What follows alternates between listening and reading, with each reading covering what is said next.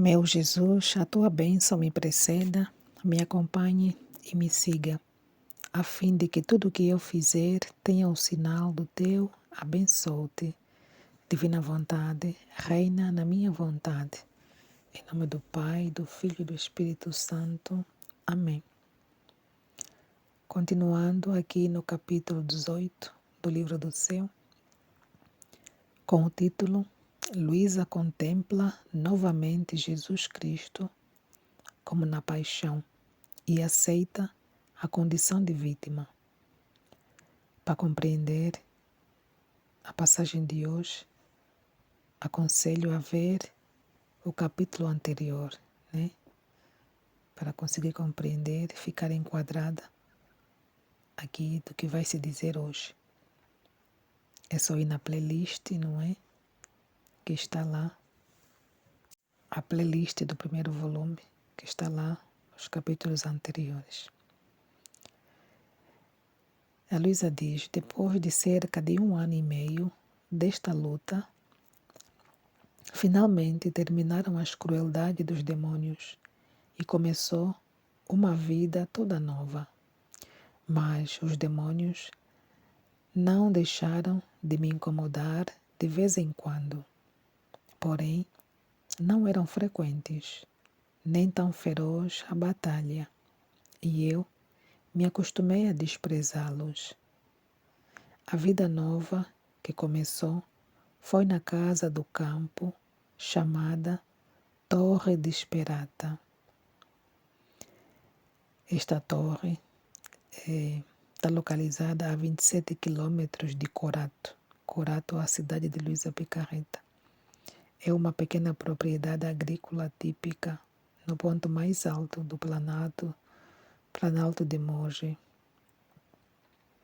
Um dia, onde mais do que nunca tinha sido atormentada pelo demônio, tanto que senti perder as forças e desmaiar. Pela tarde, enquanto estava assim, senti vir-me uma coisa mortal e perdi os sentidos. Neste estado, vi a Jesus Cristo rodeado de muitos inimigos, a quem lhe golpeava, a quem lhes bofeteava, quem lhe cravava os espinhos na cabeça, quem lhe destroçava as pernas, quem os braços. Então esse é Luísa aqui conta, né, um episódio que acontece, né? Essa foi a primeira ocasião em que Luísa perdia os sentidos, né? Perdia o senso do real em favor de uma imersão epifânica, né? Uma epifania. Ela aqui fala, né, que ela sentiu-se perder as forças. Um dia onde mais do que nunca tinha sido atormentada pelo demônio, tanto que senti perder as forças e desmaiar. Então ela perdeu as forças e desmaiou, não é? Enquanto estava assim, ela sentiu vir nela como se fosse uma coisa mortal, né? Ela então perdeu os sentidos, desmaiou, perdeu os sentidos. E neste estado em que ela estava, né, que ela perdeu os sentidos, então ela viu Jesus. Esse foi o estado, né, dessa imersão. Ela ficou imergida por uma manifestação do próprio Jesus, né, que se manifestou a ela. E ela viu Jesus rodeado de muitos inimigos. E via, né, a inimigos que golpeavam, como ela falou, né, uns bofeteavam, uns cravavam espinhos na cabeça. Um bocadinho tudo aquilo que Jesus sofreu, né, na sua paixão, né, sofreu muitos golpes. Os malfeitores bateram nele de todas as maneiras, né.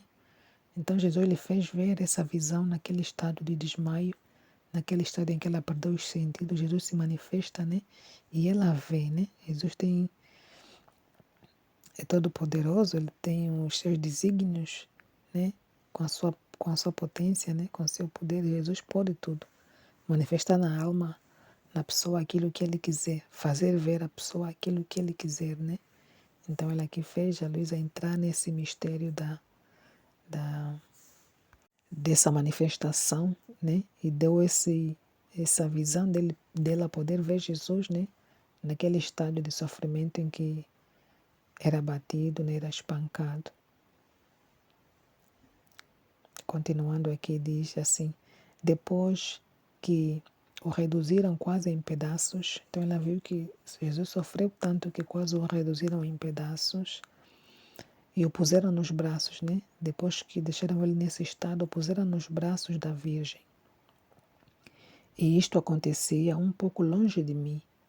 Depois que a Virgem Santíssima o tomou em seus braços, aproximou-se de mim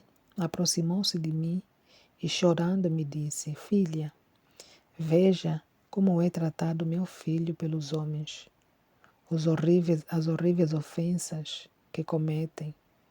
Jamais lhe darão trégua. Olhe como ele sofre.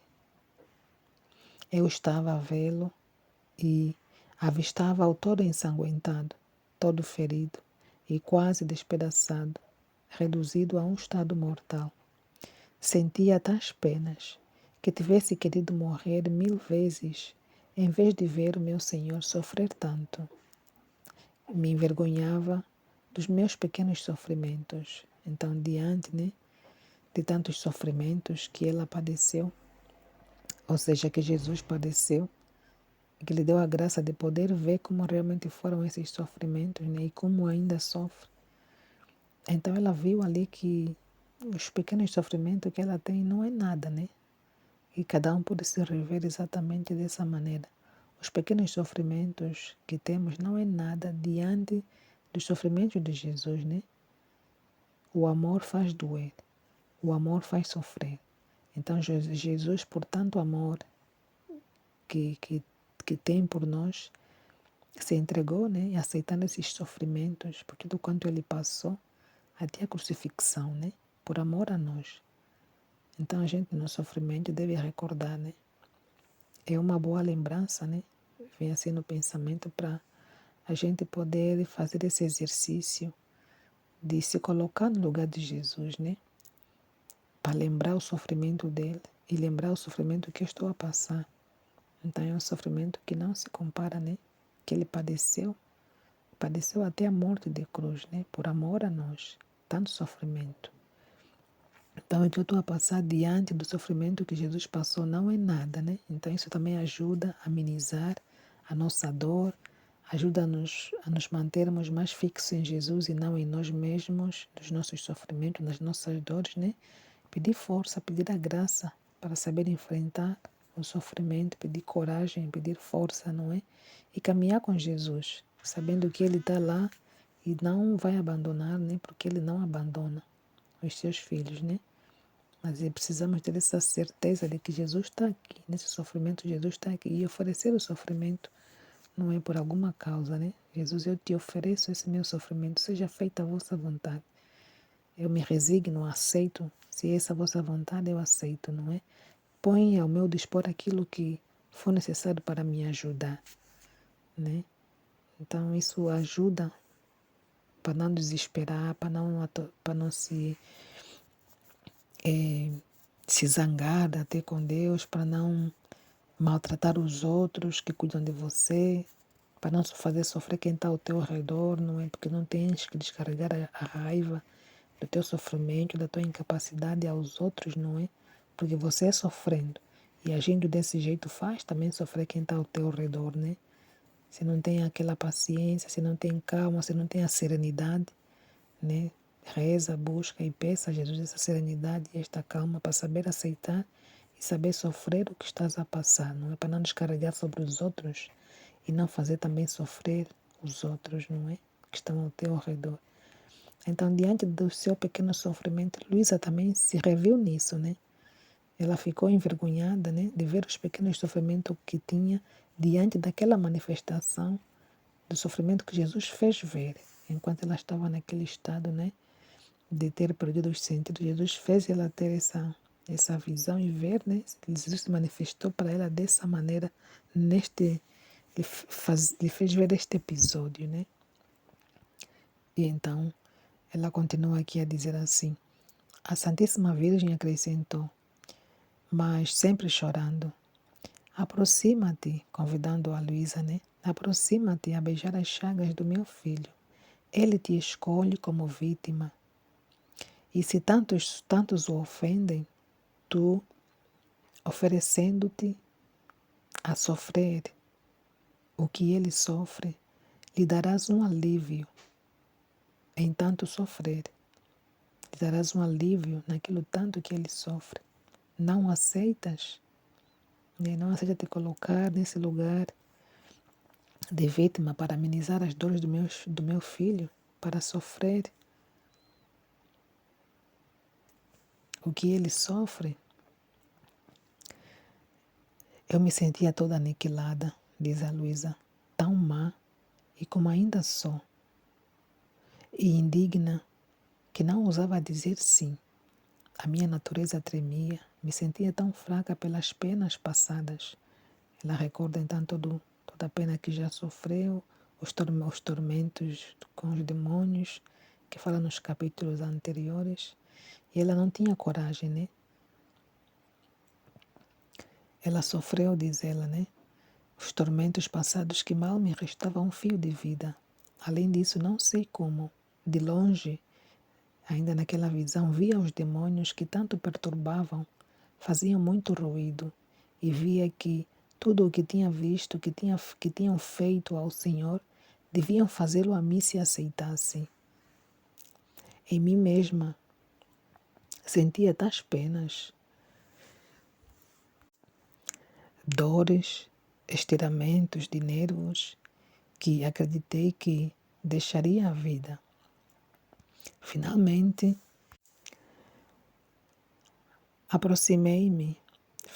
me aproximei e lhe beijei as chagas. Parecia que, ao fazê-lo, aqueles membros tão lacerados se curvavam. E o Senhor, que antes parecia quase morto, começava a reanimar-se à vida. Internamente recebia tais luzes sobre as ofensas que se cometem, atrações para aceitar ser vítima, ainda que tivesse de sofrer 1000 mortes, porque o Senhor tudo merecia e que eu não poderia opor-me ao que Ele queria. Isto acontecia enquanto estávamos em silêncio, mas aqueles olhares que reciprocamente nos dávamos eram tantos convites, tantas flechas ardentes que me trespassavam o coração. Especialmente a Santíssima Virgem me incitava a aceitar, mas quem pode dizer o que passei? Finalmente o Senhor olhou-me com benignidade, disse-me: tu viste o quanto me ofendem e quantos caminham pelos caminhos da iniquidade e, sem o perceberem, precipitam-se no abismo. Venho oferecer-te ante a divina justiça como vítima de reparação pelas ofensas que se fazem pela conversão dos pecadores, que, a olhos fechados, bebem na fonte envenenada do pecado.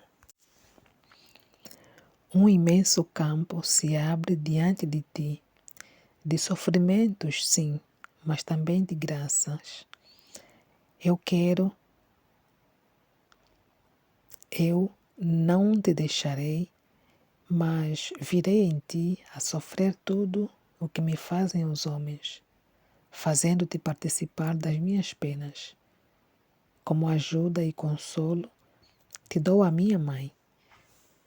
Então, no fundo, Jesus vem pedir a ajuda dela, não é? Pedir a ajuda dela, fazer esse convite para ela ser vítima e Jesus participar a ela também os sofrimentos que ele padece, não é? Por causa das ofensas dos homens. Então Jesus lhe faz esse convite para ela ser uma alma vítima, uma alma reparadora, né, das ofensas, vítima de reparação, não é? Jesus quer que ela se apresente, se oferece, né, diante da divina justiça, para aplacar, porque a justiça divina, né? Então Jesus faz esse convite para ela, né, para oferecer-se como vítima diante da justiça, como vítima de reparação, né, para poder então ajudar ali nas ofensas, para a conversão dos pecadores, porque a justiça divina, quando está cheia, ela precisa aplacar, não é? Há uma mensagem de Nossa Senhora, não me recordo qual delas foi, né? Onde ele fala que parece que a justiça divina, né? Ou parece que o copo, não sei se foi metaforicamente falando, né? Parece que o copo da justiça divina está a encher-se, né? Por conta dos pecados dos homens. E ela pede oração, pede, né? Pede muita oração, pede reparação pelos pecados, né? Porque fazendo tanta maldade, fazendo tanto mal, ofendendo tanto a Deus, não é? Se a justiça recair, recai com certeza, não é? Recai, não é? Sobre nós que fazemos coisas más. Quando um pai vê o seu filho a cometer erros, de vez em quando é preciso, não é? Falar com ele, admoestá-lo, né? Repreender. De vez em quando umas palmadinhas, né? Hoje parece que já não se pode dar palmada no filho, tudo não pode, não é? Tudo não pode. E ainda incentivam os filhos a chamar a autoridade, não é? Parece que o pai não sabe educar o filho. De vez em quando faz falta assim umas palmadinhas, uns ralhetes, não é? Para o filho ter atenção naquilo que está a fazer de mal, para não progredir no mal. E nós também, quando estamos a fazer coisas más, a ofender a Deus, Deus precisa pôr ali um basta, né? Precisa castigar. Mas esse castigo não é um castigo por maldade, né? Para ver o homem mau. Mas pelo contrário, é um amor de Deus que não nos deixa, não nos quer deixar ir para o inferno. Ele nos criou para Ele e Ele quer que a gente volte para Ele, né? Não quer que ficamos aqui no caminho do mal, perdidos em tanta maldição, não é? Fazendo tanto mal uns aos outros. Não é isso que Deus quer. Deus nos quer para Ele. Ele nos criou para Ele, né? Criou a terra para nós habitarmos e nos criou a nós para Ele habitar. Ainda São Paulo nos recorda, não sabes que sois templo do Espírito Santo?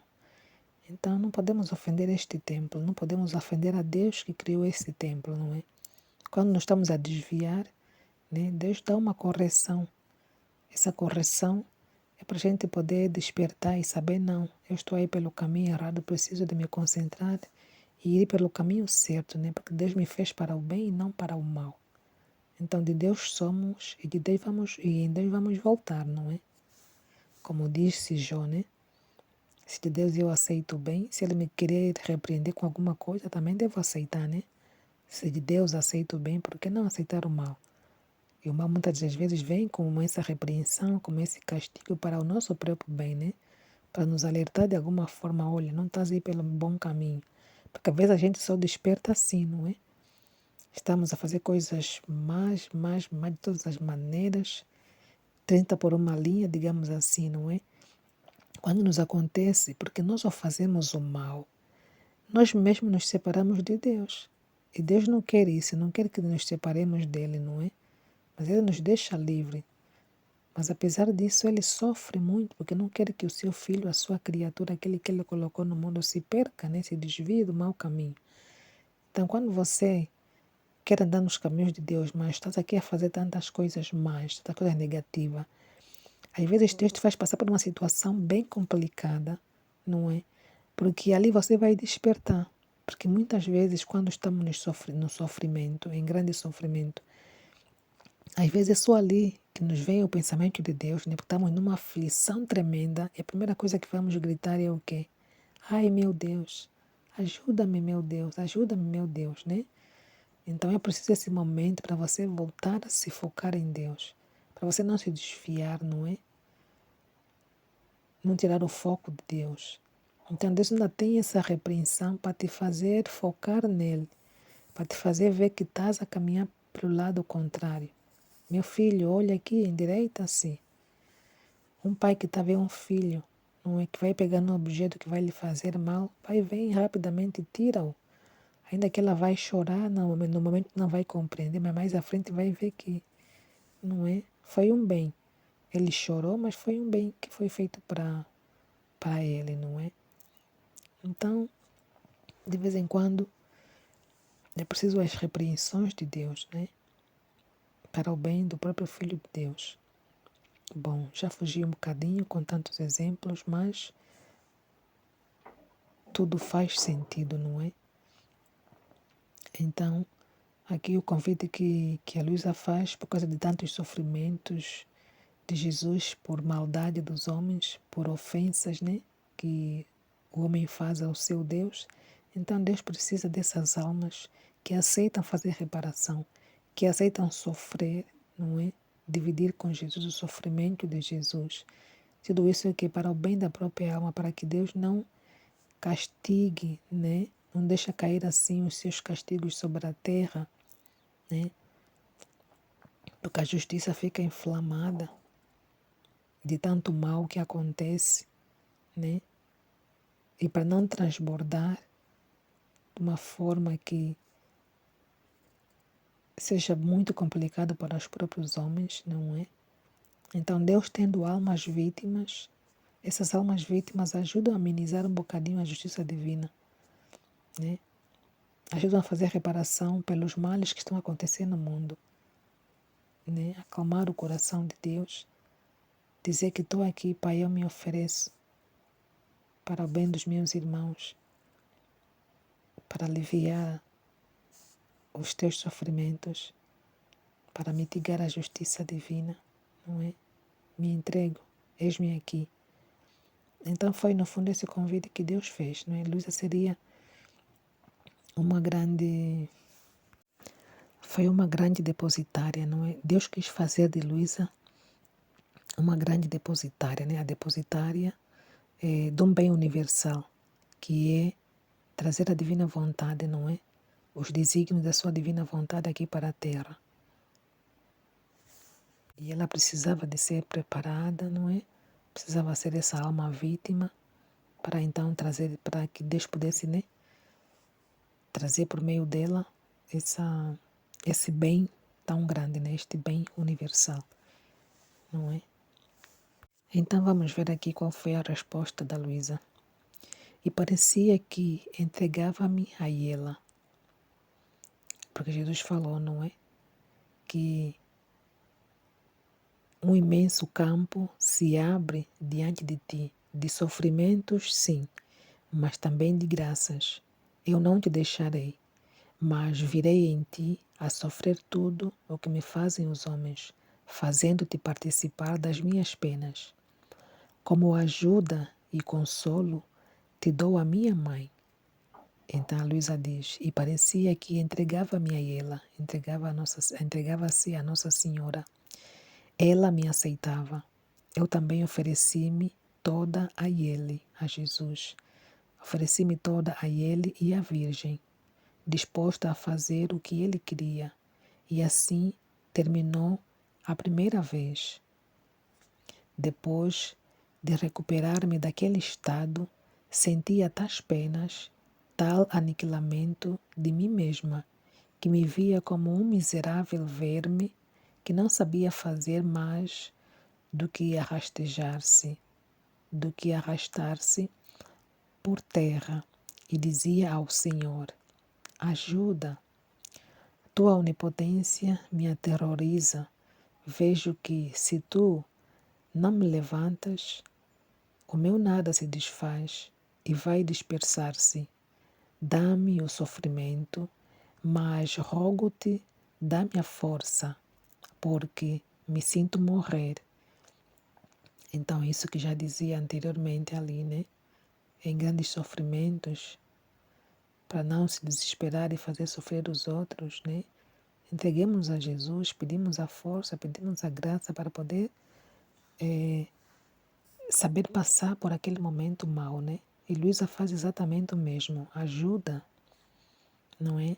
Dá-me sofrimento, mas rogo-te, dá-me a força, porque me sinto morrer. E assim começou um alternar-se de visitas de Nosso Senhor e de tormentos por parte dos demônios. Quanto mais me resignava, tanto mais aumentava a sua raiva. Então Luísa aqui resignava-se, não é? Resignou-se em aceitar aquilo que o convite que Jesus fez para ela. Então Jesus foi fazendo visitas, não é, a ela. Mas ao mesmo tempo também vinham os tormentos, né, por parte dos demônios, porque o demônio não quer, né? Quando a gente se oferece para Deus, se entrega para Deus, quer fazer a vontade de Deus, né? Se resigna em tudo à vontade de Deus, o demônio fica com raiva, não é? Fica com raiva, sente que pronto, não tem hipótese com aquela alma. E ela vai ser uma grande depositária, vai fazer um grande bem para a humanidade, vai levar muitas almas para Deus. Muitas pessoas conhecendo esse bem, né, vão se voltar para Deus. São muitas almas que o demônio, entre aspas, sente, né, que vai perder, né, vai perder para Deus, digamos assim. Então sente raiva dessa pessoa que deu o seu sim, que se resigna em fazer a vontade de Deus, né? Então o demônio quer vir atormentar, quer vir tirar a pessoa desassossegar a pessoa, né? Quer vir atormentar, quer vir trazer suas insinuações para fazer confundir e baralhar a cabeça da pessoa, né? Então o demônio tenta tudo e mais alguma coisa, né? Mas a graça do Senhor sempre prevalece, né? Continuando com Ele, tudo corre bem, né?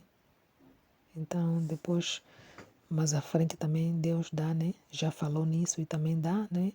Maneiras de como ela desprezar mesmo os demônios, né? Suas insinuações, os ataques que fazem, não é? Então Deus dá orientações a ela, né? E tudo que pede é que não temas, né? Não temas que eu estarei contigo, não temas, né? Há capítulos que ele fala, tudo só vai correr mal, né? Se você não confiar em mim, né? Então não temas, confia, né?